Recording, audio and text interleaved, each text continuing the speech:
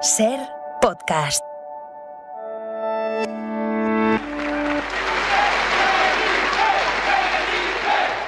Hace 40 años. González Márquez Felipe, 615. Gracias. Muchas gracias. Felipe González y el PSOE ganan las elecciones con mayoría absoluta. Son desde entonces el presidente del gobierno que más tiempo ha estado en Moncloa, 13 años, y el partido que más diputados ha conseguido, 202. Crónica 24/7. Pero en este episodio no queremos hablar de Felipe González, sino de lo que la oposición, el PP, decía y dice de Felipe González. En ese momento decían muchas cosas, todas malas. ¿Se acuerdan del insistente paro, despilfarro, corrupción? Señor González puede haberse convertido en un sinónimo que lo es, y en el paradigma que lo es, del despilfarro y del derroche del dinero ajeno. Episodio 44. Se han gastado lo que no es. Pues del váyase, señor González, de José María Aznar, hemos pasado al yo voté a González de Núñez Feijóo. Eva Aguado. ¿Por qué? ¿Por qué el PP quiere coger ahora la bandera del felipismo?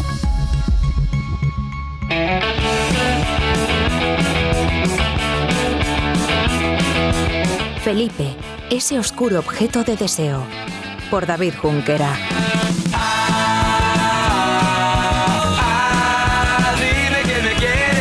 Ay, lo cierto es que lo de ponerle ojitos a Felipe ya lo hacía la derecha ya por 1980. Tiene usted todas las condiciones para ser un día un primer ministro. Pero para ser un buen primer ministro le falta una, que es hacerse conservador. Fraga quería un González de derechas justo como algunos lo quieren hoy, pero el líder del PSOE en el 82 comenzó a acelerar y adelantar por la izquierda. Está claro que el Partido Socialista Obrero Español ha obtenido el respaldo mayoritario del pueblo español en esta... González ganando y Fraga rabiando. Era engaño su falso optimismo, sus falsas promesas del pueblo español. No hay una respuesta socialista a los problemas de la sociedad española. Con respuesta o sin ella, el PSOE ganó en el 86, en el 89... Esto por mi conciencia y honor, cumplir fielmente las obligaciones del cargo de presidente del gobierno. La cantinela de Felipe ya le resultaba cansina y algo envidiable al ya PP en manos de Aznar. El Partido Popular siempre ha tenido una relación de amor-odio con Felipe González. Por una parte, al PP le costó 13 años, nada menos, ganarle las elecciones después de una oposición durísima. Al mismo tiempo que eso admiraba su carisma y su capacidad para conectar con la sociedad. Ese carisma del que nos habla Lucía Méndez del Mundo le permitió al socialista bailar una última ranchera. Era 1993. Cómo no, mi gratitud a los más de 9 millones de españoles que han renovado su confianza en nuestro proyecto. Proyecto que algunos problemillas hicieron saltar por los aires.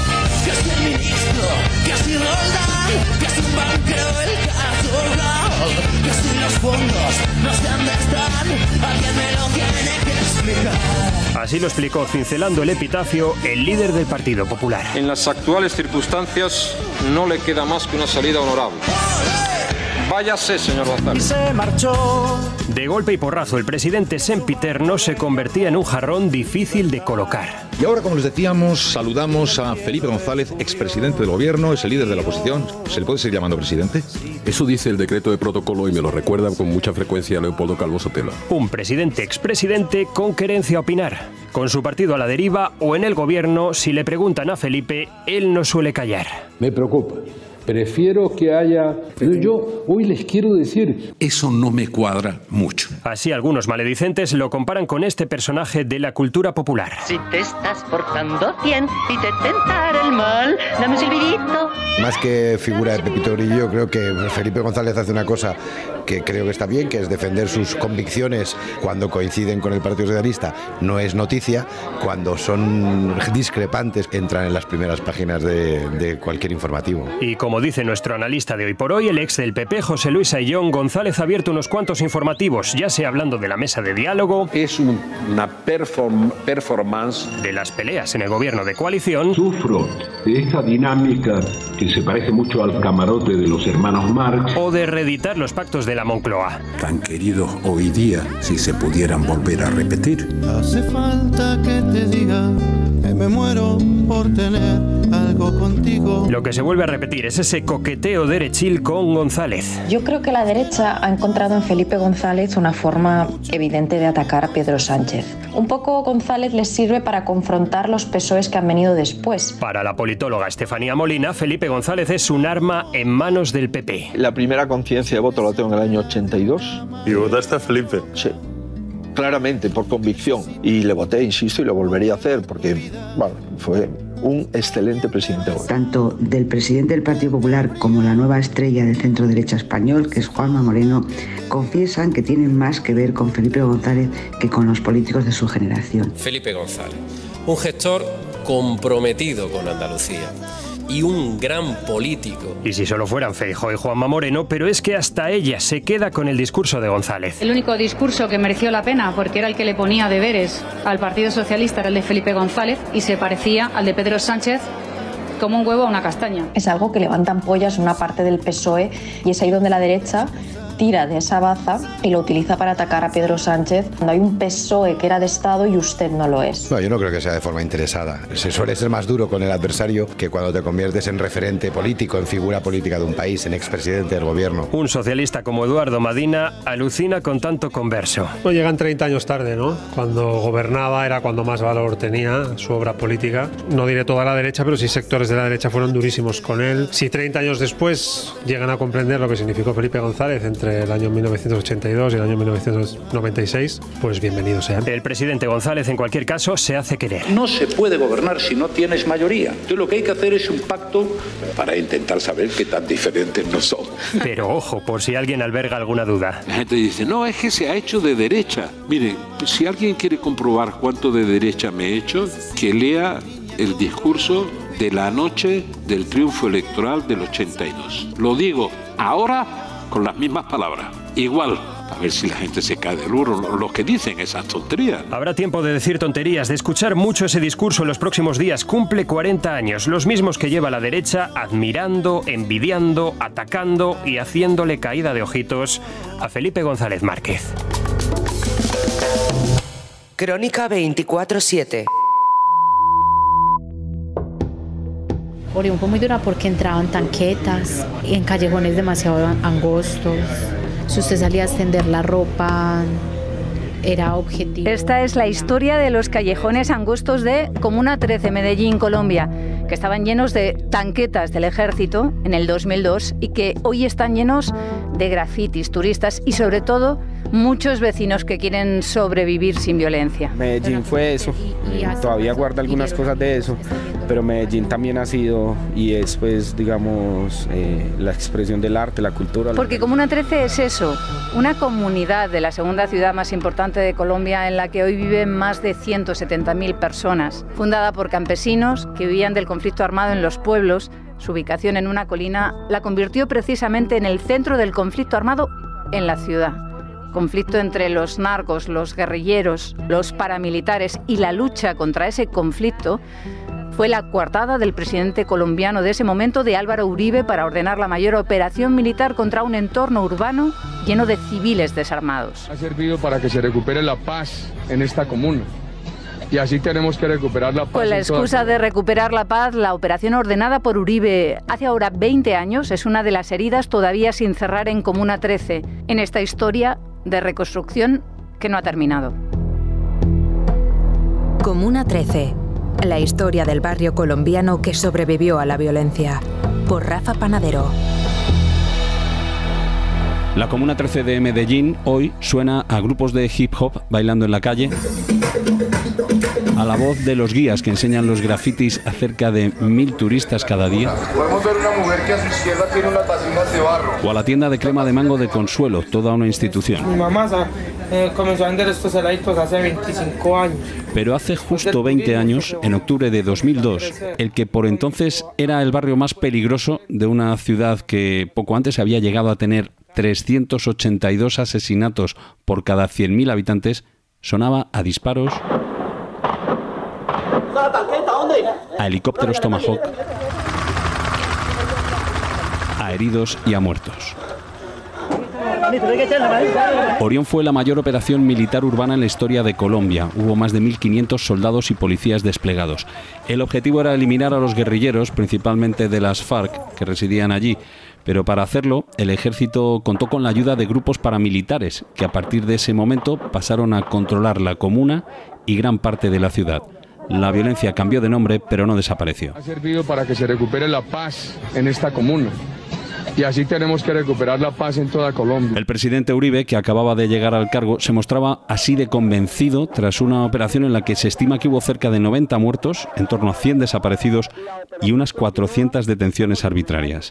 20 años después, la palabra Orión aún aparece en casi todas las conversaciones de la Comuna 13.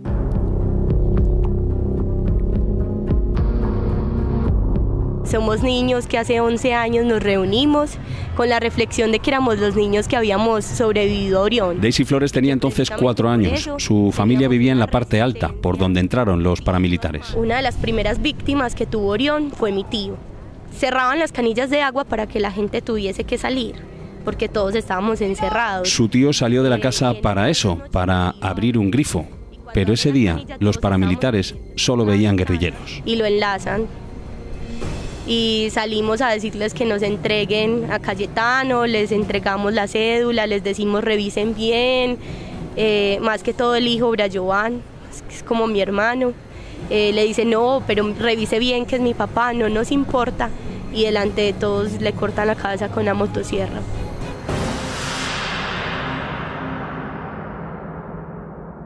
Ellos juegan fútbol con la cabeza en el barrio y la clavan en el colegio.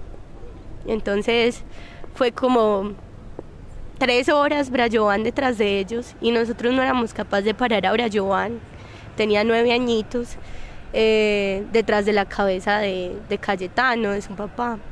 Entonces ese recuerdo en particular yo creo que es lo que me ha hecho hacer tanta memoria que no se me olvide. Desde ese recuerdo, Daisy se preguntó cómo ofrecer alternativas para que los chavales que hoy viven en la 13 no pasaran por lo mismo que pasó ella.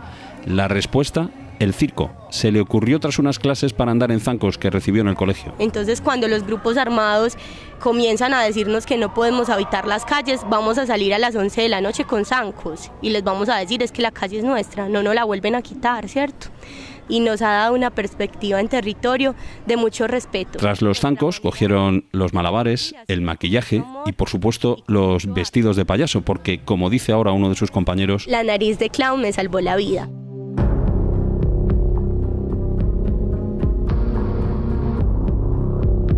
Y cuando regresábamos había un muerto, era uno de los duros de la guerrilla en ese tiempo, y tenía un cartel que decía muerte a sapos.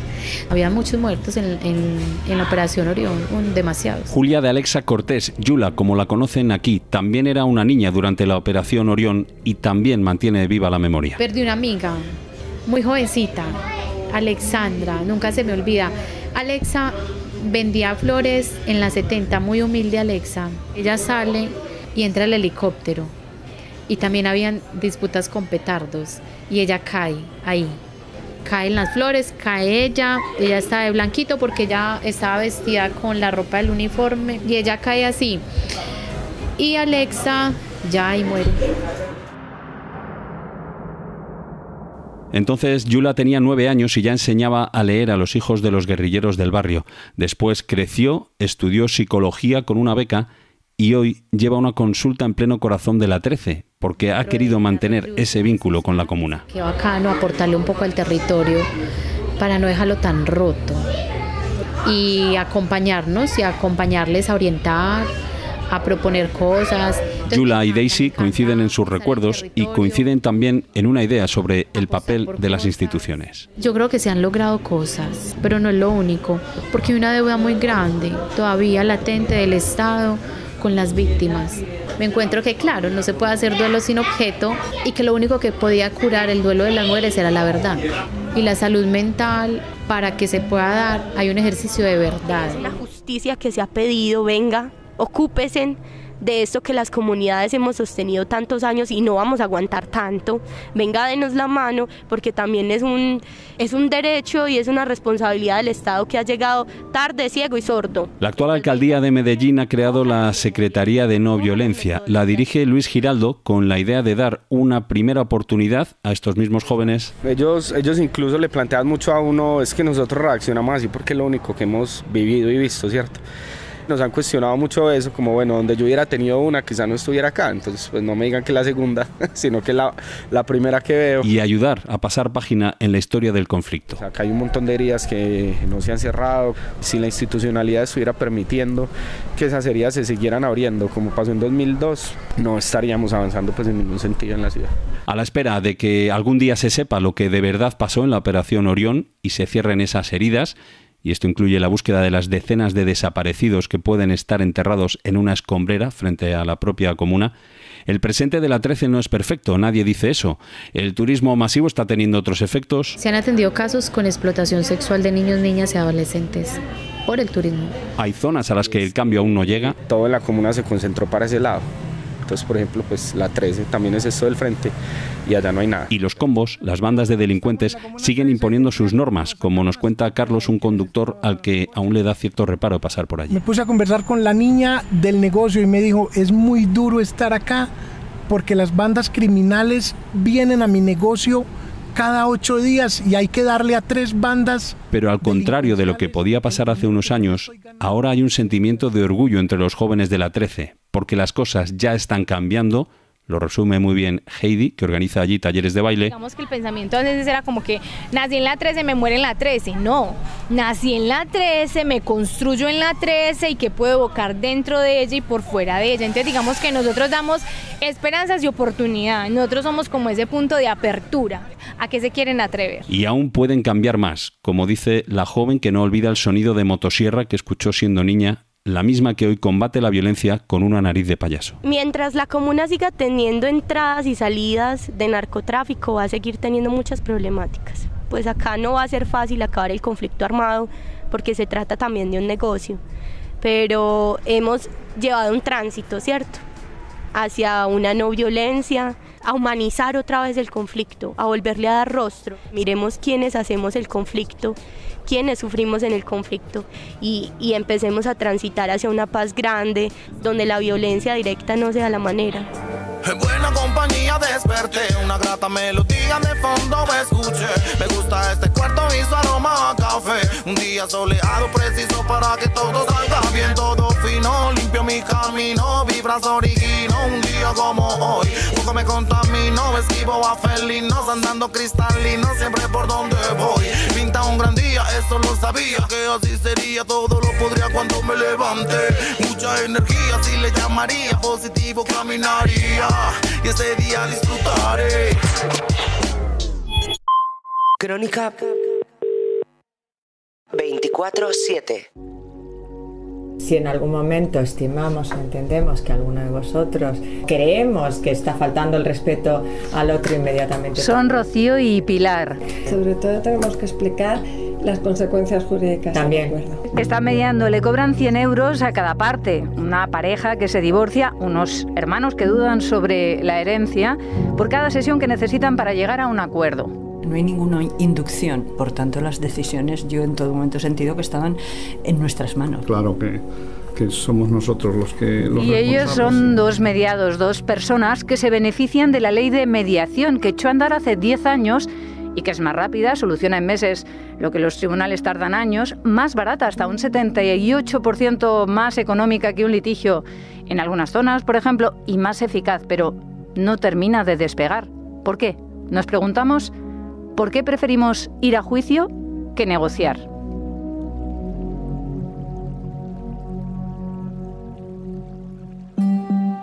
La mediación necesita mediación. Por Toñi Fernández. Rocío Sampere y Pilar Azorín son procuradoras y mediadoras convencidas, expertas en saber qué es lo que está fallando. Hombre, es que los motivos económicos son clarísimos. Mira, Rocío y yo hemos mediado en una mediación hereditaria de unos terrenos en Tarancón. Era una mediación millonaria. Nosotras hubiéramos cobrado 10 15, 20 veces más siendo procuradoras de esa división de herencia. Hemos cobrado muchísimo menos, pero estamos muy satisfechas. Y el caso se ha resuelto en meses en lugar de años y los tribunales tienen un expediente menos en su colapso habitual. Hay que seguir la pista del dinero para buscar las razones por las que la mediación, a pesar de sus muchas virtudes, no termina de despegar en este país. Los intereses privados que hay, lo que hacen es un poco intentar que no funcione. Los intereses privados son muy grandes, empezando por los despachos de abogados. Pero ¿por qué no interesa que el ciudadano lo conozca? Porque muchas veces el abogado no le interesa, de verdad, al abogado le interesa hacer números y ganar pleitos. Cuando tú tienes un bien que has heredado de tu madre y yo soy tu abogado y te voy a abocar a una división de herencia, ese piso va a pagar mis honorarios. No tengo ningún problema de meterte en el pleito. Que estés pleiteando con tus hermanos, con tus sobrinos, que a lo mejor se ha muerto un hermano, 10 años.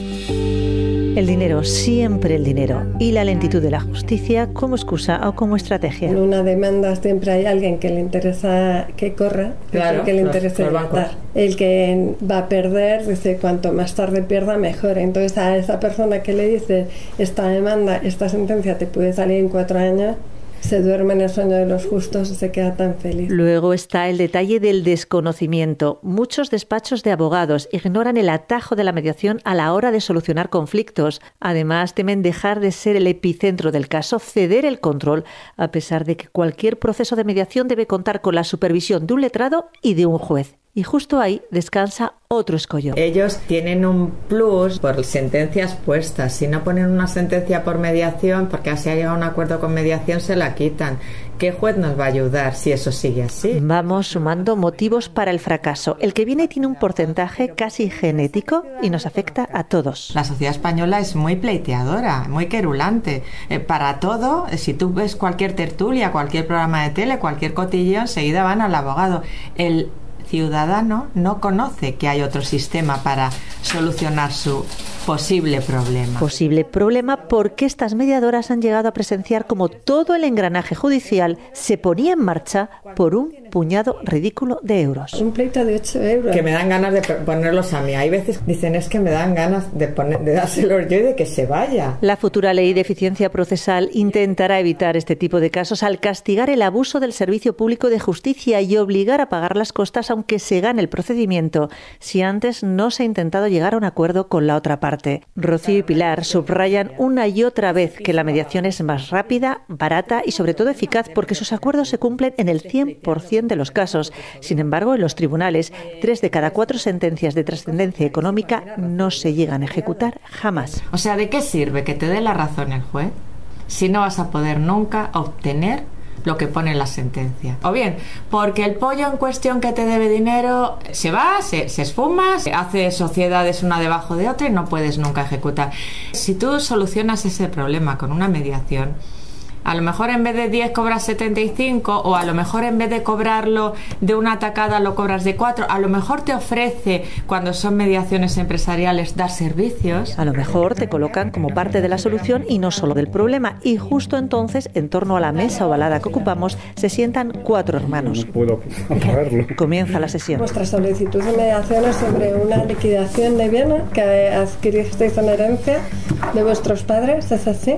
Sí, situamos así el objetivo y nosotros somos una parte más en la mediación. Si vemos que esto no avanza, como nuestra primera obligación es que esto no se dilate, pues podemos pediros que suspendamos la mediación. Exacto, además somos imparciales, tenemos que daros la misma importancia, el mismo turno de palabra a unos que a otros. Aquí el conflicto se mira a los ojos. En los tribunales o no se hace o no hace falta, pero en este espacio reducido, más pequeño e íntimo que muchos de sus comedores, no se puede pasar mucho tiempo sin observar al otro, sin escucharlo, sin intentar responder.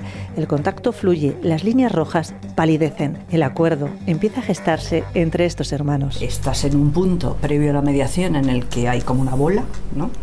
Una bola, y luego que esa bola se va disolviendo por las reuniones de la mediación. Facilita el diálogo y el acercamiento de posturas. Estás frente a un muro y eres incapaz por ti mismo de resolver cosas que a lo mejor al principio crees que tienen una importancia enorme y luego gracias a la ayuda de personas externas que te hacen ver las cosas de otra manera, o por lo menos desde otra perspectiva, pues es una ayuda, porque te ayudan a caminar. En la mediación no se habla de sentimientos personales.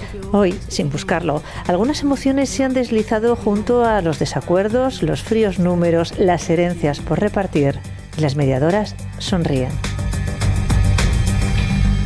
Crónica 24/7.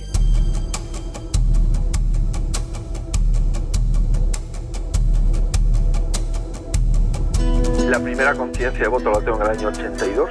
¿Y votaste a Felipe? Sí, claramente, por convicción. Y le voté, insisto, y lo volvería a hacer porque, bueno, fue un excelente presidente. Nosotras hubiéramos cobrado 10, 15, 20 veces más siendo procuradoras de esta división de herencia.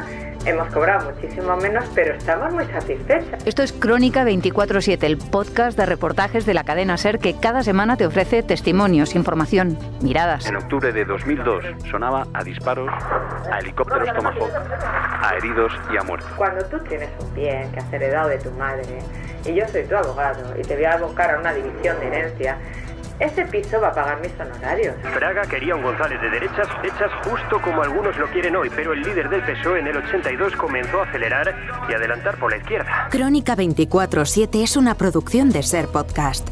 La futura ley de eficiencia procesal intentará evitar este tipo de casos al castigar el abuso del servicio público de justicia y obligar a pagar las costas aunque se gane el procedimiento, si antes no se ha intentado llegar a un acuerdo con la otra parte. Está claro que el Partido Socialista Obrero Español ha obtenido el respaldo mayoritario del pueblo español. Salimos a decirles que nos entreguen a Cayetano, les entregamos la cédula, le dicen no, pero revise bien que es mi papá, no nos importa. Y delante de todos le cortan la cabeza con una motosierra. Ellos juegan fútbol con la cabeza en el barrio y la clavan en el colegio. Dirección: Eva Aguado. Suscríbete en tu plataforma habitual. Te esperamos en el próximo episodio. Realización y diseño sonoro: Juan Aranaz. Disponible los sábados a las 10 de la mañana en la aplicación y la web de la cadena SER y en las principales plataformas. Cadena SER. La radio.